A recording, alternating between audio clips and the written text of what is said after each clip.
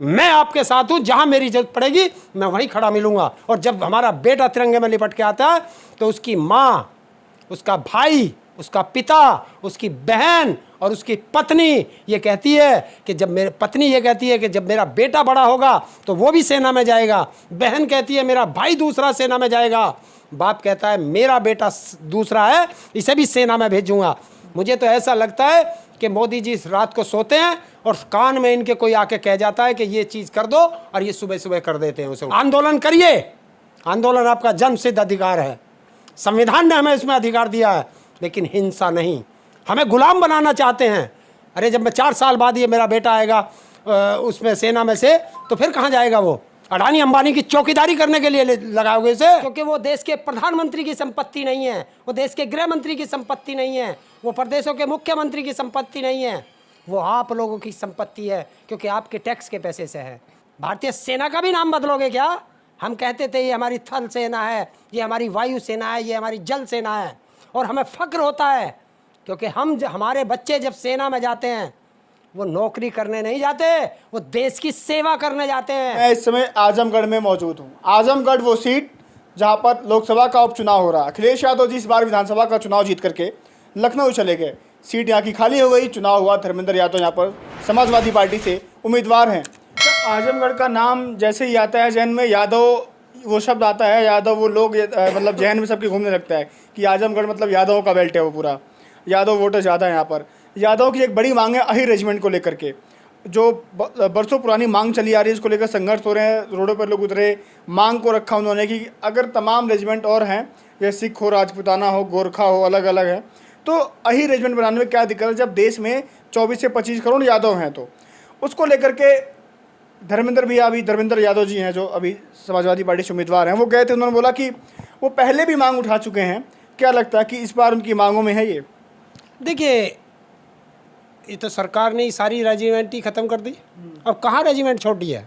अब तो जो भी जाएगा वो 4 साल की संविदा पे जाएगा, क्योंकि देश की सुरक्षा को भी इन्होंने संविदा पे कर दिया। सबसे पहले तो मैं देश के उन युवाओं से हाथ जोड़ के अपील करता हूँ आपके चैनल के माध्यम से कि ये देश आपका है, वो संपत्ति आपकी है।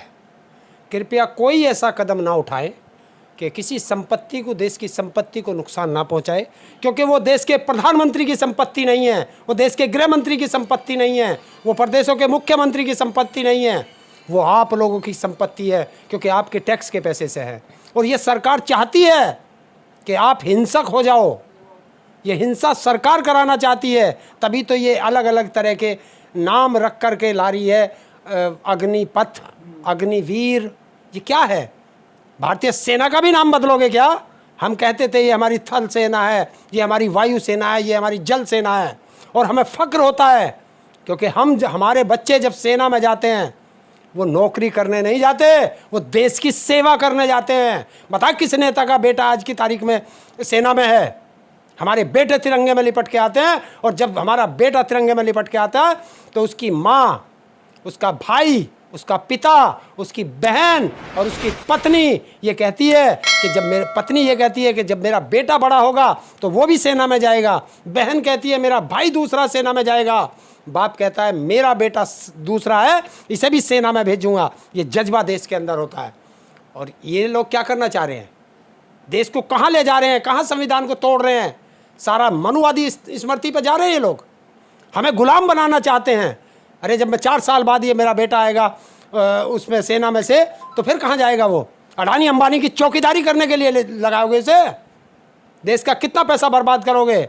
4 साल में वो क्या सीखेगा? टैंक चलाना सीख जाएगा, अलग अलग गने चलाने सीख जाएगा, तोप चलानी सीख जाएगा, क्या सीख पाएगा 4 साल में? तो ये देश की जनता से खिलवाड़ कर रहे हैं, देश के युवाओं से खिलवाड़ कर रहे हैं। मैं देश की जनता से अपील करता हूँ, आंदोलन करिए, आंदोलन आपका जन्मसिद्ध अधिकार है, संविधान ने हमें इसमें अधिकार दिया है, लेकिन हिंसा नहीं। हिंसा से कोई आंदोलन नहीं जीता जाता।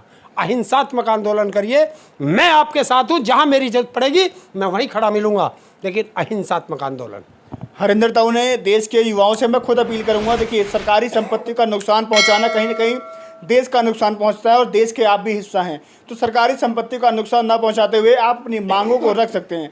संविधान आपको आपका अधिकार देता है कि आप अपनी मांगों को रखिए, आप विरोध कर सकते हैं, लेकिन अहिंसक आंदोलन। क्योंकि आप भी अगर पीछे जाएंगे, इतिहास में जाएंगे, और इतिहास जाने से पहले आप अगर थोड़ी देर पीछे जाएंगे तो इतना बड़ा जो किसान आंदोलन हुआ, बहुत प्रमुख हिस्सा थे उसमें हरिंदर ताऊ। किसान आंदोलन, अहिंसक आंदोलन इतना लंबा चला कि सरकार को वो बिल वापस लेना पड़ा। बिल्कुल, और सरकार ने बहुत चाहा कि हमारा किसान आंदोलन हिंसक हो जाए, क्योंकि हमें ऐसी ऐसी उपाधि दी, हमें आतंकवादी कहा, हमें खालिस्तानी कहा, टुकड़े टुकड़े गैंग कहा, माओवादी कहा, नक्सली कहा, भेड़िया कहा, क्या क्या नहीं कहा। ये जो गोदी मीडिया, दलाल मीडिया है, इसने तो हमें ऐसे शब्द कह दिए कि मैं चैनल पर कह भी नहीं सकता, क्योंकि माताएं बहनें भी चैनल देखती हैं।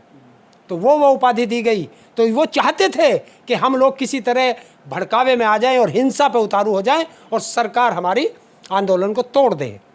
आज देखिए, जब ये सरकार नोटबंदी लाती है तो वो देश की समझ में नहीं आया, जीएसटी लाती है वो व्यापारियों की समझ में नहीं आया, वो किसान आंदोलन के लिए कृषि बिल लाए वो किसानों की समझ में नहीं आया।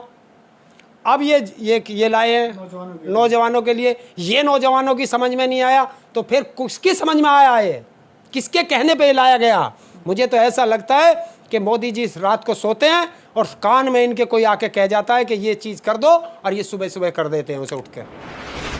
ये बहुत देश के साथ घातक काम कर रहे हैं। देश को बचाना भी है, शांतिपूर्वक आंदोलन जरूर होंगे, बड़े होंगे, और देश के युवाओं को मैं आश्वासन देता हूं कि पूरा देश आपके साथ है, लेकिन अहिंसा से, हिंसा नहीं।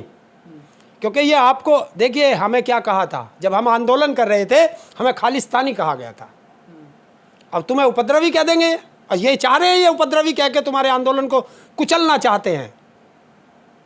तो इसलिए ऐसा कोई कदम ना उठाएं कि आपको कोई उपद्रवी कह दे और ये आपको जेलों में डालने की कोशिश करेंगे, उपद्रवी कह करके। पुलिस में जो वैकेंसी वगैरह आएगी या यूपी पुलिस की जो नौकरियां निकलेंगी, तो जो 4 साल बाद वहाँ से लौटेगा उसको प्राथमिकता दी जाएगी, छूट मिलेगी। 4 साल वहाँ नौकरी करने के बाद फिर वो सोचेगा कि मुझे कहीं और नौकरी करनी है।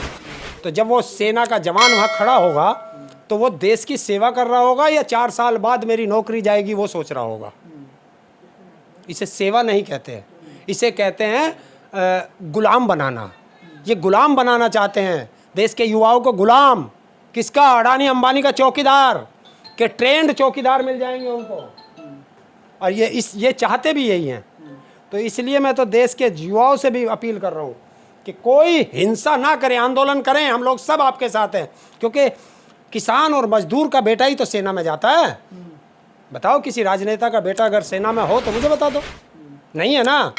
इनका बेटा तो अनपढ़ भी होगा तो बीसीसीआई का चेयरमैन बन जाएगा। तो इन लोगों ने तो देश को बर्बाद कर दिया।